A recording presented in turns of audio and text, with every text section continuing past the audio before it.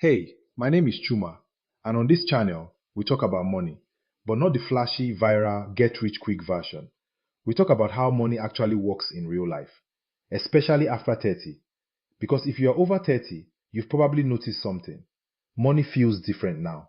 It's not as loose, not as experimental, not as recoverable, and nobody really explains why. So today, I want to slow this down and talk honestly about what changes after 30, financially and psychologically. Because understanding this shift alone can remove a lot of unnecessary stress. The quiet shift no one talks about. There's a quiet shift that happens sometime in your 30s. It doesn't announce itself. You don't wake up and say, oh, today money is heavier, but it shows up in small moments. Maybe it's when your rent turns into a mortgage. You start thinking about retirement seriously. Your parents start aging. You realize you can't afford to restart from zero anymore. In your 20s, mistakes were elastic. You overdrafted, you recovered. You wasted money, you told yourself, I'll do better next month. You quit a job impulsively, you figured it out. There was room to experiment. But after 30, something changes. Mistakes stop feeling like experiments. They start feeling like delays. And that emotional difference is huge. Margin for error shrinks. Here's the real shift. Your margin for error shrinks. In your 20s, you had time. You had flexibility. You could afford volatility. After 30, time feels measurable. Recovery feels slower.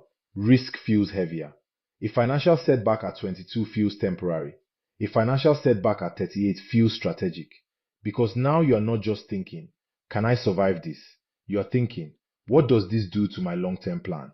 That's maturity. But maturity without strategy becomes anxiety, and that's where most people get stuck. Why earning more doesn't fix the feeling. Here's the confusing part. Most people over 30 earn more than they did in their 20s. So logically, things should feel easier, but often they don't. Why? Because income increases, but responsibilities increase faster. Lifestyle grows, obligations grow, expectations grow, and instead of feeling ahead, you feel tight. That tightness isn't always about numbers, it's about fragility. If one paycheck stopped, what would happen? That question didn't scare you at 23. It scares you at 35. That's not weakness, that's awareness. The dangerous part.